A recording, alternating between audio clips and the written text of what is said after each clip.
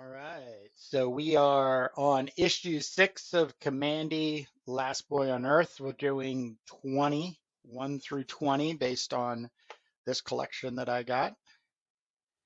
Um, and Yeah, just a classic Jack Kirby comic here. Now we're in June of 1973, and Mike Royer as on inks. But this is edited, written, and drawn by Jack Kirby, so he does almost everything here.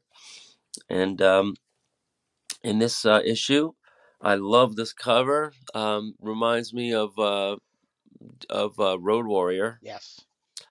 Before Road Warrior, but you see Kamandi and Flower are tied up on a little platform here, a wheeled platform, and then all these motorcycle guys are all around, except they're not guys, they're lions. Lion Men. So this is the first time we see lion men. We just had tiger men and gorilla men, Yep. and now we're into the lion men. But Right. And then I yeah, love this. I love at the top here. Does man belong in a zoo? What a what a catching question to put at the top of your comic when it's sitting in a like a spinner rack, and you see like what? right, That's making you pick it up. yeah.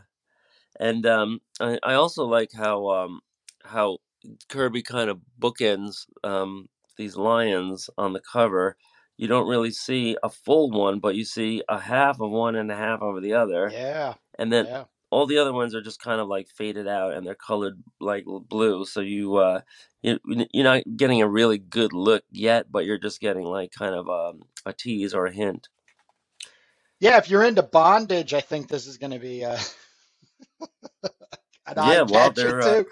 Because yeah, and then you got the chain, and then of course here in the foreground you've got the handlebar, and the chain's obviously linked to this one here. But I'm also going to pull the card on Romance Story. That's what we're going to be looking at this issue. When we originally launched this breakout yeah, you keep video, you keep promising. I keep You keep promising post-apocalyptic and romantic comics. So Flower is my go-to on why I would call this a romance comic, but we're going to dissect, move along, as well as this being an importantly a book of importance to both Jake and I as creative process goes. Yeah, I just want to say I didn't get to say it in episode that we just recorded, which I think was episode 31, but I did steal a little thunder. We had been talking. You'll notice this panel is a darker border because I wanted to kind of capture that sense of connection from our comic where Trophy Girl's escaping, but now is re-engaged with um, um, Turbo Pit Fighter. So that's something. Once again, we're looking at this uh, comic by Jack Kirby and taking what we can. Yes, we are definitely inspired, and and it's sometimes makes a pretty obvious connection to what we're doing, and sometimes it's not so obvious. But yeah, so in when we last left Kamandi and Flower, they were driving away in their own little vehicle, having left the one-armed bandit controversy behind. And there's a little bit of this kind of intro paragraph stuff here Yeah. that the kids definitely skip, but he gives us a little new information here. He says, um, in a world where cities used to have names like New York, London, and Paris, all the names have been forgotten, and the disaster wiped the slate clean. We don't know exactly what the disaster was. Life and order is beginning anew. Animals are on top of the ladder. Men have the status of cattle. And then only in Kamandi, the last reasoning boy on earth, is there a glimmer of hope for man.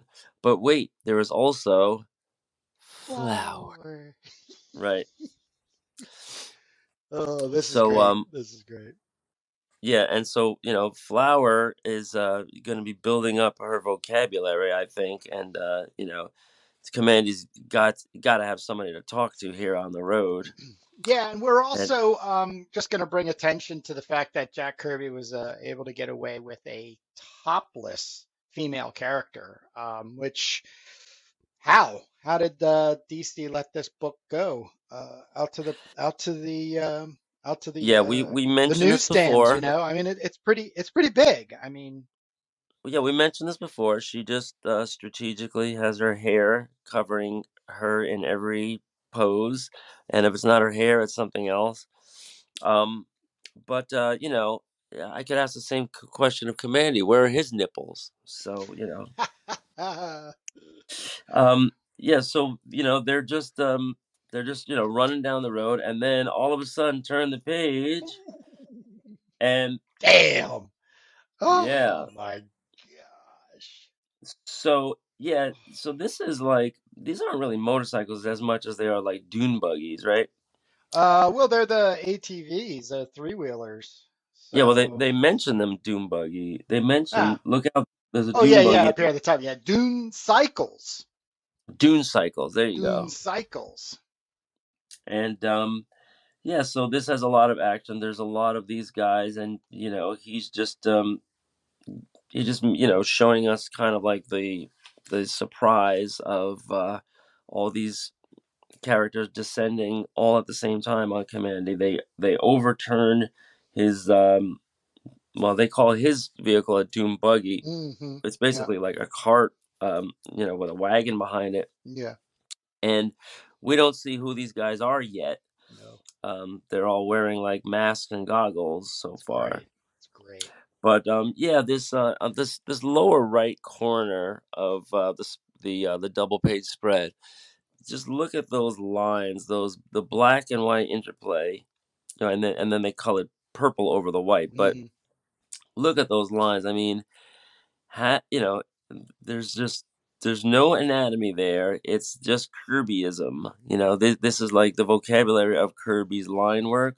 Hmm. And I don't know how much, we don't know how much of this is Royer and how much of this is Kirby, but I um, think it is more like maybe by 2 or 3% Royer, because he's the one that's really got to sling this out on the fly.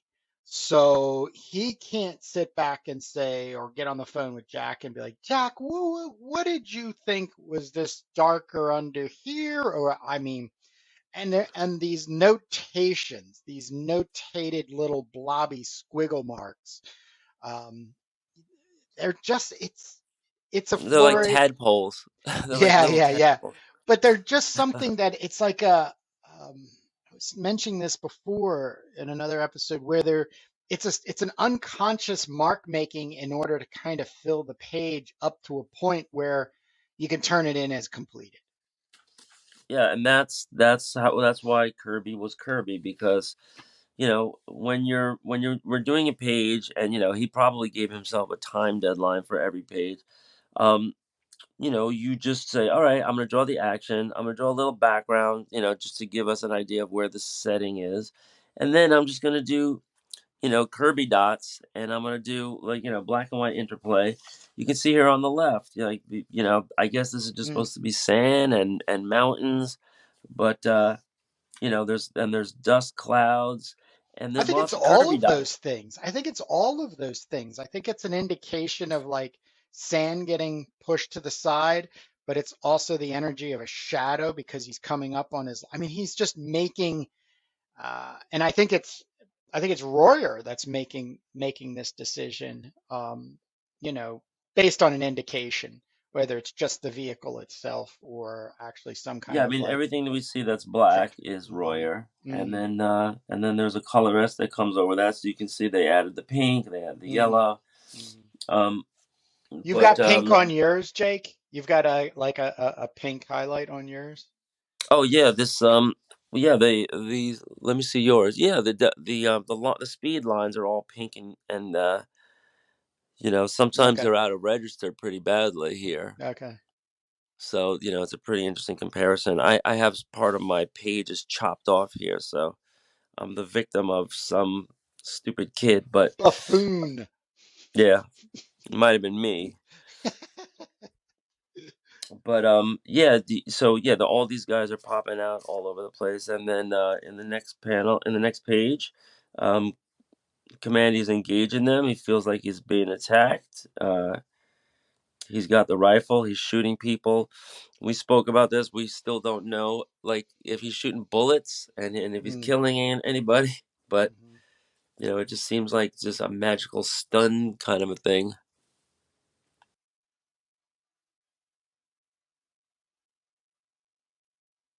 Yep. So we have some action scenes here. Um, they throw a baton at Kamandi's head. Kamandi threw a couple of these guys off their cycle. Talking about guys going flying. This is what I'm drawing in my panel right now. Right. Right. But um, they got this guy doing the classic, shaking the fist, curses. But Kamandi's shooting, and then somebody throws this kind of like, well, he calls it a toss truncheon. Whoa. I'll get him with a toss truncheon right on target. That it should put him to sleep for a while. So it hits Kamandi right in the head, and he's knocked out, and the vehicle smashes into some rocks. And the female's passed out too. We don't know why, but here we are. They're unusually fine specimens of wildlife. Well, the So here thing we is are. I think the truncheon has something to do with them collecting species for a zoo. Once again, going back to that bold headliner, do humans belong in a zoo? Maybe Right. these guys are out doing their job. They're out there hunting Hmm. humans. So Hmm. And you don't um, want to hurt them, or obviously even kill them, because then you don't have them for the display in a zoo. right. So, and they're talking about how surprised they are because animals don't drive dune wagons or shoot rifles. Hmm. However, there's no rule that says they can't be trained. So here we see the helmets come off, and we're meeting Sultan, the lion guy. They're joined by others, and they're getting some opinions on what to do with these two unusual specimens, as they call them. Um, they say, well, they're strays. Yeah. Someone left his dune wagon motor running, and it took off with these. Oh, maybe somebody left the wagon running, and it took off with these two. They just can't fathom how Hmm. humans could be riding these things. Yeah. It would be like, Operating them. yeah, like if we were thinking about an animal running a car, could be, only we can't leave them to die in the desert. They'll last for weeks with these supplies. So Kamandi had a lot of supplies, and they say, get serious. This is an endangered species. We get paid to see that they stay alive. There you Shall we go. take them to the wildlife sanctuary? There you go. Yeah, so they're going to take them with Sultan. the wagon, and here we find out that these guys are rangers. So they're like dune rangers.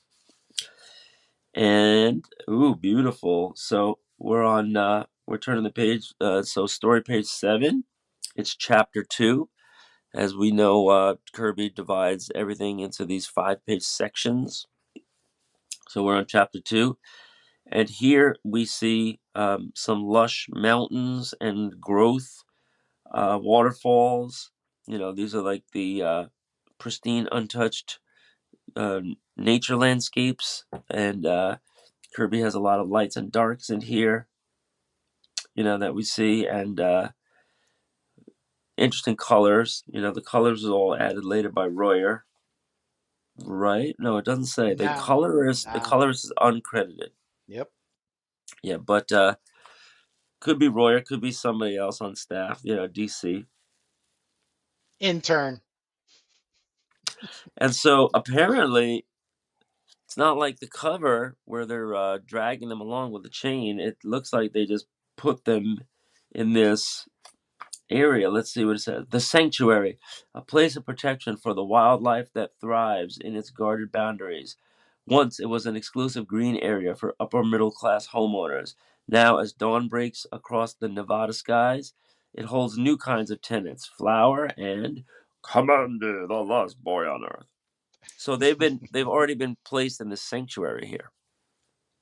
Yep, that's pretty cool.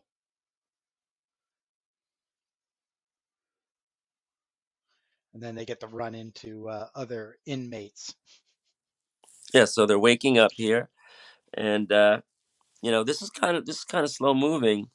This one page, a whole page here, just for them to wake up, and they discover the rifle's gone. They they they check the gear, everything's here, and we see Flower is talking now. At first, she was talking like Hulk. Flower Yeah, sleep long. Flower afraid. Then she's a little more poetic. They took nothing more. So all the stuff is in the wagon, and Kamandi says, "Well, we got to find out who or what those cyclists are and where they are." Kamandi surges forward and is attacked by these Neanderthal humans. He even says, "You look like one of the wild, stupid ones, brother."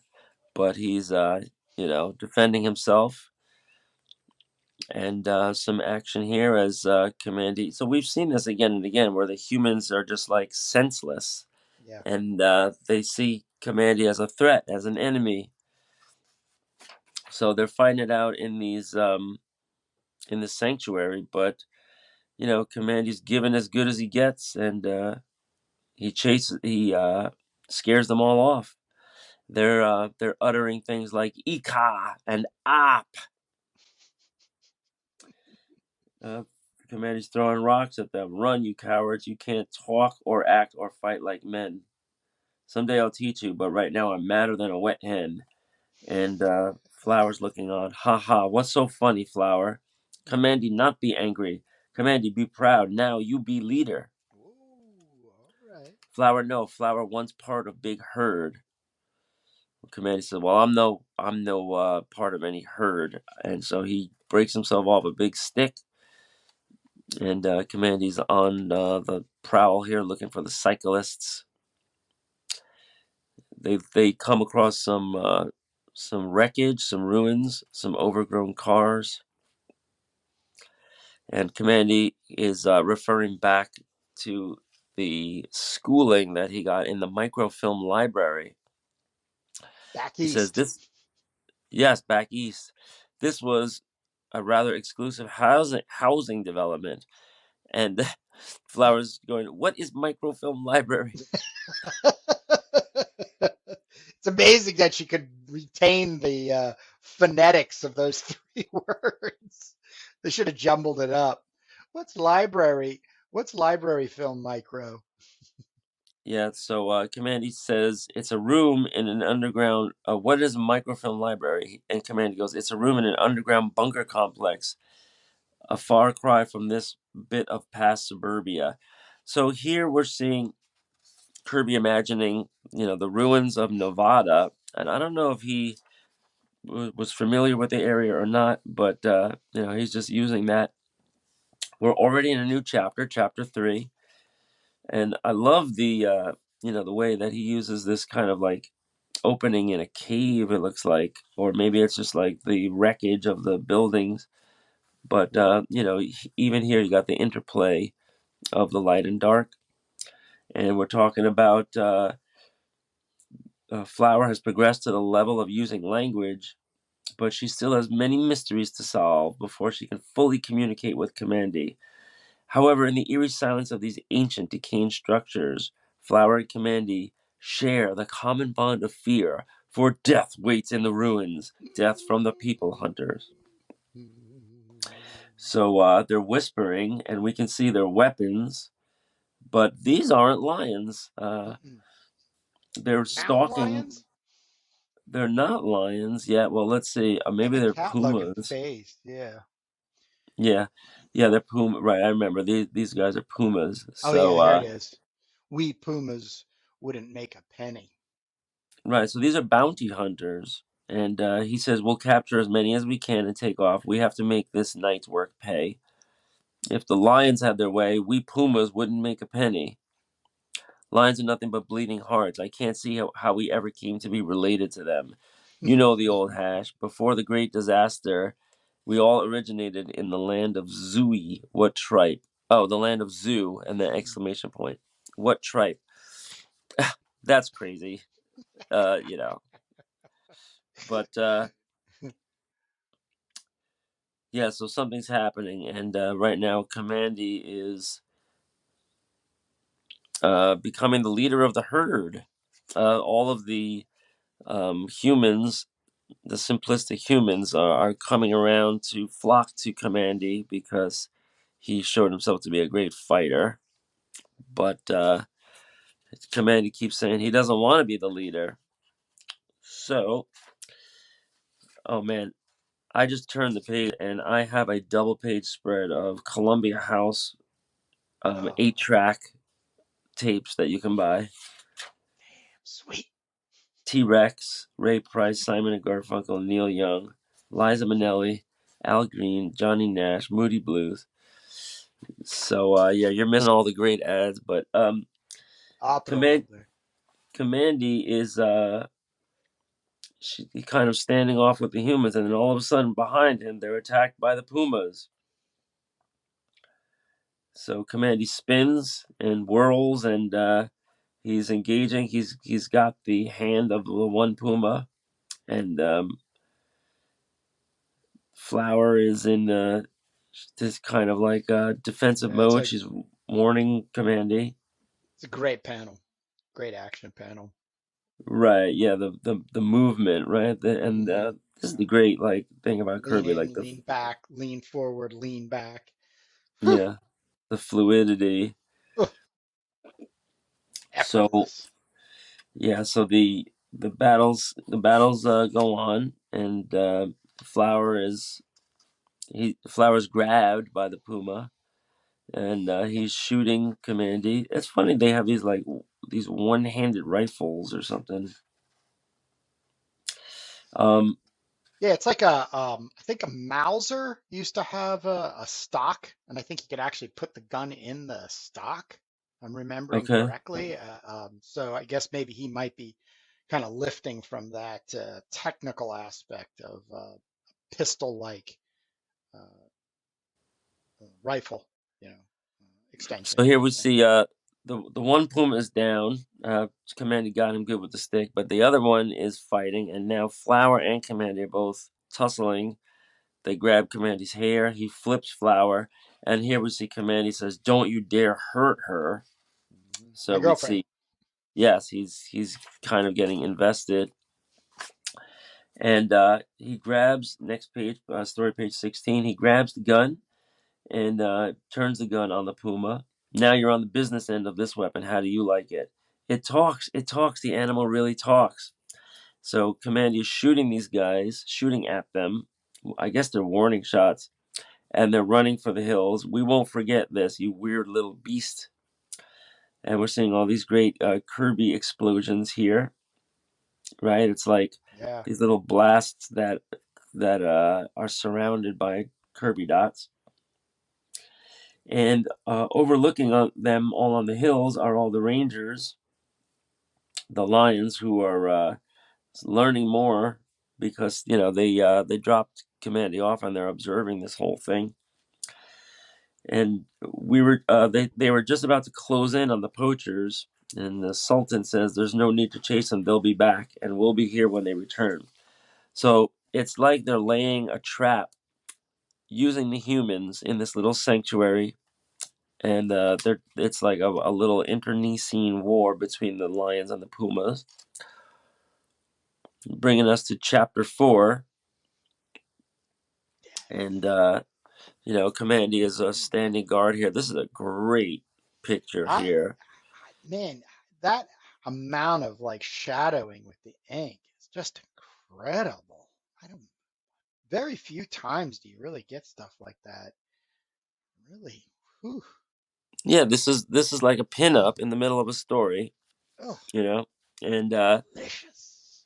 Kirby just lays on the black really heavy, but Hmm. you could almost just see his like hand just like darting in and out, as he's Yeah, making all these shapes. And this one is funny. It kind of reminds me of a Rorschach, all these these things. Yeah. Like, Yeah. The ink I mean, it's blots. funny when I'm saying like, wow, I want to do like some black and white interplay, and I want to do like all this burn Hogarth shading. Mm, I follow the contours of the muscles and I imagine what's in the shadow and what's in the light. But hmm Kirby doesn't care about any of that. He just puts in Well, splotches. he does. He does for the point that there needs to be some establishment of naturalism, not reality, but naturalism. That there's a three-dimensional figure in space and in relationship to other things. I just think he takes things to the most basic principles, and then he embellishes fantasy on top of. Yeah, That's I how mean, I interpret well, when Kirby. we're talking So about the uniqueness of this artwork right here, like this yeah, this this figure,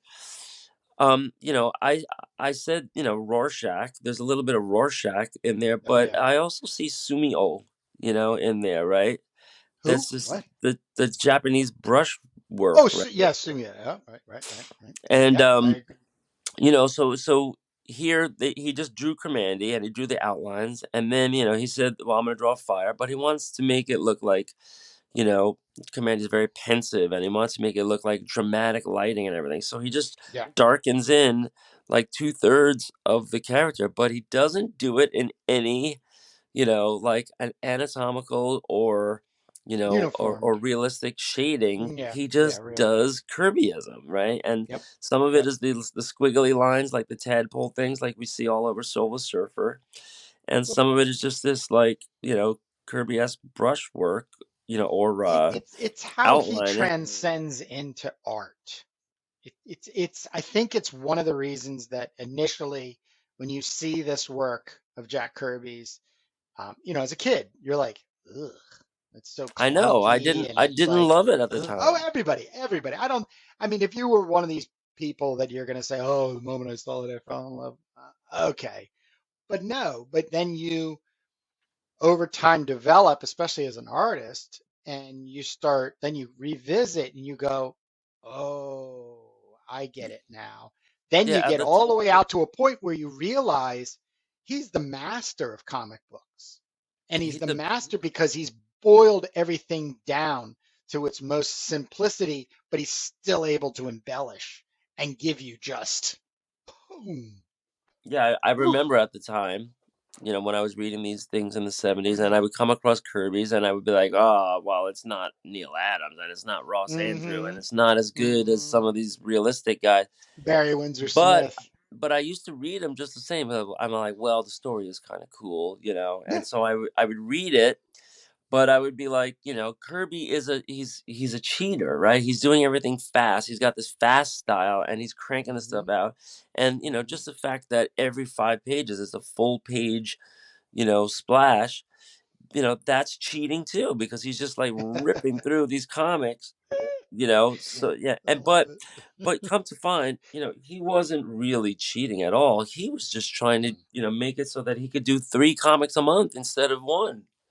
But I think he's also relying on the impact of one image. This is a very deep image. It's not it's just not eye candy.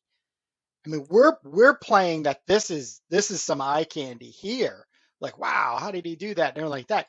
But then back away. I mean, just this pink and green relationship, the bonfire, him, and then the going back and Kamandi, come see, come see. I'm like, oh shoot, gotta go back and check out what Flower wants him to check out, and he's standing guard. And I mean, if you're getting basically what's happening on a panel driven page, you're just getting it in a an abstract one Yeah, pager.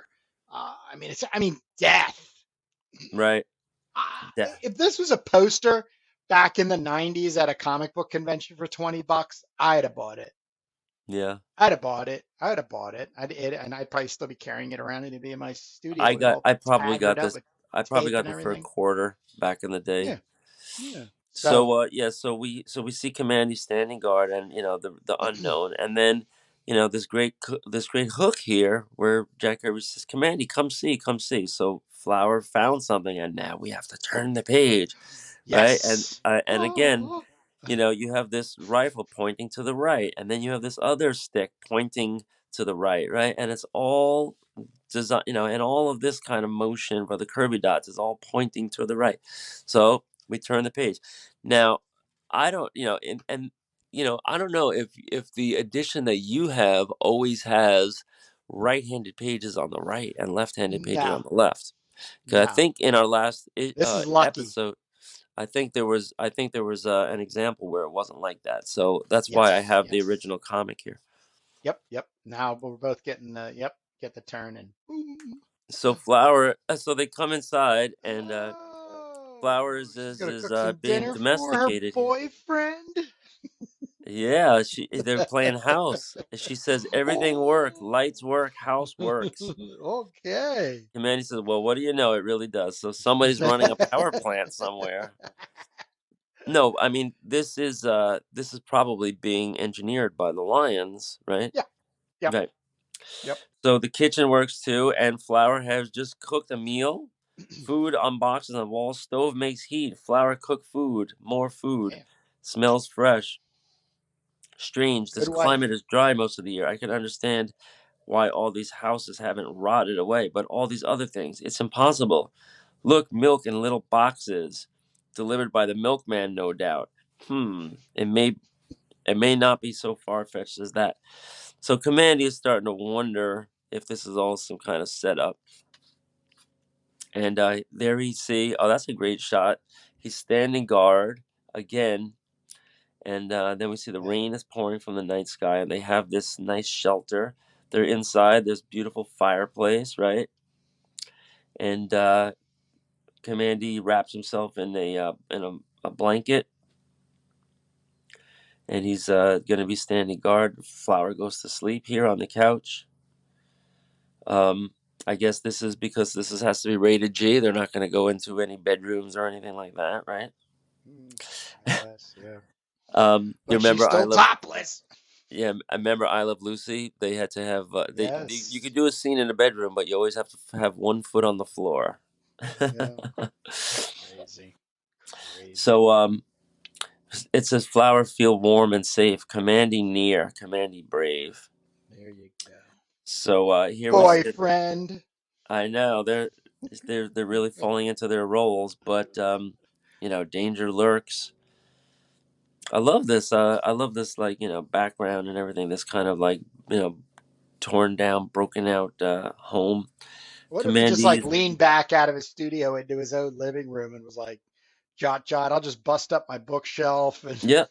Look around. there's Yeah, the archway, the back room, the lamp. right, right. Yeah. Seems we have It's all all the present. comforts in here. A man could definitely stay here indefinitely with food and shelter supplied for him. And then he realizes a zoo. This is a zoo.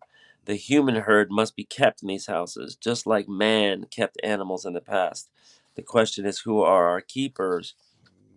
And then, Page Turner. while Kamandi is preoccupied by his thoughts, in come the pumas again, and they're dripping wet, and apparently, Commandy's standing guard, but he doesn't hear these guys creaking in. So they jump on Flower and they rip her out of bed. And he says, "Blast him! I've got the female. Look out, Commandy." Good thing she calls that out because he ducks. Now, I want to know. Let me see on this page where the puma is shooting, because I'm looking at a really bad. I'm looking at some really bad printing splotches with the magenta all over the place. So I want to look at yours and see. Um, yeah, they just have it colored in just like a light purple. Where specifically are you talking? Well, if you see here on mine, there's Oh, like up in some here. really bad magenta splotches. Ah, yeah, yeah, yeah. I can see And that. then I can here see that. also Okay. in this, so Oh, these are just like printing errors. This is all yeah, supposed to be light purple, as it is yeah, on yours, but yeah. the presses don't always act like they're supposed to. Got dirty. Dirty press. And I'm noticing, Kurt, you have right hand pages on the left and left Yep, hand pages on the yep. right. And I wonder, if Because you're gonna get a reveal. I wonder if Kirby was given a guide, because he's doing so many double page spreads. I wonder if he was giving a guide like, okay, you're For gonna have advertising.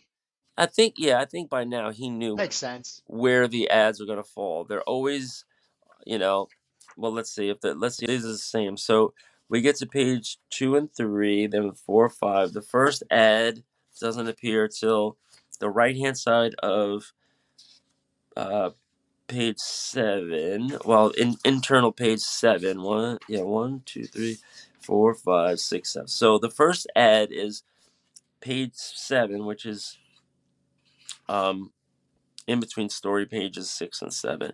Then you get 2 more pages, and then you get an ad. Then you get a right hand page and a double spread and another double spread, and then you get a double spread of ads. And this is a gatefold, right? This is where the Yeah. staples are. So Columbia Right. House Records and Tapes bought a double page spread in the ad.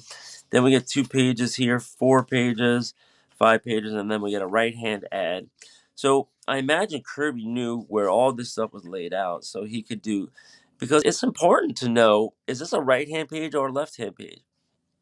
And maybe you and To I, the artist, yeah, to the advertising executives, they just want the ads because they're also selling them in placement of the book, front, middle, center spread, end, back.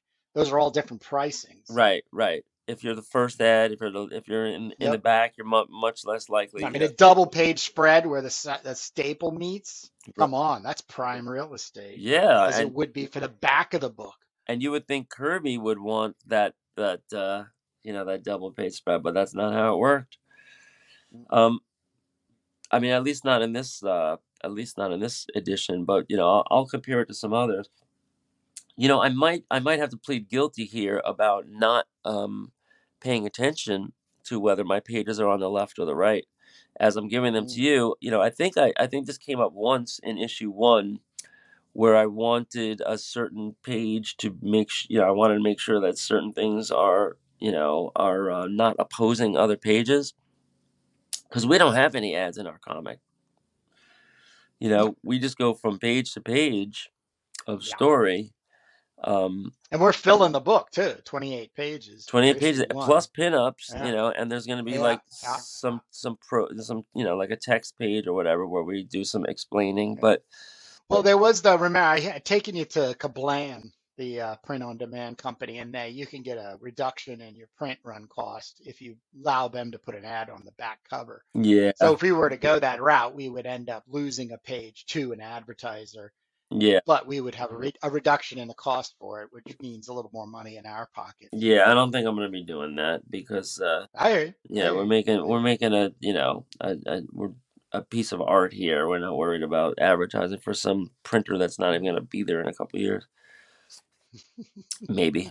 But back into the action, yeah. So we get through this ad, and so some of these are ads that DC is charging for, and some of them are just their own self promotion ads. You could subscribe to their comics. Here I have a list of all of the titles that you could subscribe to at this point in time: Action Comics, Adventure Comics, Jimmy Olsen, Lois Lane, Superboy, Superman, World's Finest, Wanted, Shazam, Batman, Brave and the Bold, Detective, The Flash, Justice League, Mr. Miracle, Wonder Woman, Supergirl, and Secret Origins. And those were you. all the DC superhero comics. And that was a minority of the comics that they were putting out on a monthly basis. You're asking, what are all the others? Well, we have the adventure category, which is Tarzan, Korak, Weird Worlds, Kamandi, and Sword of Sorcery. We have 2 science fiction titles from Beyond the Unknown and Strange Adventures. A lot of these are just reprints, that are taking, stuff that's 20 years old and putting it back out in repackage. Um, and along those lines, you have all the mystery titles. So this says they have Ghosts, House of Mystery, House of Secrets, Phantom Stranger, The Unexpected, The Witching Hour, The Demon, which is another Kirby title, Swamp Thing, and Forbidden Tales of Dark Mansion. So I would say 4 of those are just reprint titles, maybe 5. The Demon and Swamp Thing were original, character titles. But wait, we're not done. it keeps on going. Secrets of Sinister House, Weird Mystery Tales, The Shadow, and Weird Western Tales. So DC was still cranking out comics just like they were in the Martin Goodman days. You know, they have this long library, this huge library of old comics that they were just repackaging and putting out on a monthly basis. Right. And just to round us out, there was romance genre. There was falling in love, girls' love Mm-hmm. story, love Yeah. stories, young love, and young romance, which a lot of people don't realize. But Jack Kirby was the first Heard one of to that. put out romance comics. Young Romance, I think it was called. Mm-hmm. Yep. 1949, I believe. And then they have a number of war comics: GI Combat, Our Army at War, Our Fighting Forces, Star Spangled War Stories, and Weird War Tales. So it's pretty amazing, when you realize, like, everybody thinks DC. The superhero comics was only about a third of what they were putting out every month, and then another third of it was just reprints that they were just repackaging, rehashing, and reformulating a lot of old existing content. And and Jack Kirby had two titles here. You could subscribe to Kamandi or the Demon or Mr. Miracle. How about that? So, like I said, he was cranking out 3 comics at a time. Some of these might have been bi-monthly, I imagine, but Kamandi started out bi-monthly and then went monthly. So pretty amazing stuff. Getting back to the story, I love what I see here. Flower is being held at gunpoint. One move and the female dies. Hand over that rifle. We've got you cold and you know it. Come on now. Kamandi says, I've got to do it. As he says, it's the only way to save Flower's life. But then Flower somehow gets on her feet. She kicks Does a little the horse kick. yeah, a really really great pose Nice. there. Love that Really pose. nice. Um, but it comes at a cost because Mm. she's then shot, and we see here, another one of these mystery shots. And I want to see on that page. Can you move the page over a little bit to the right so I can see what it looks like as they blast Flower?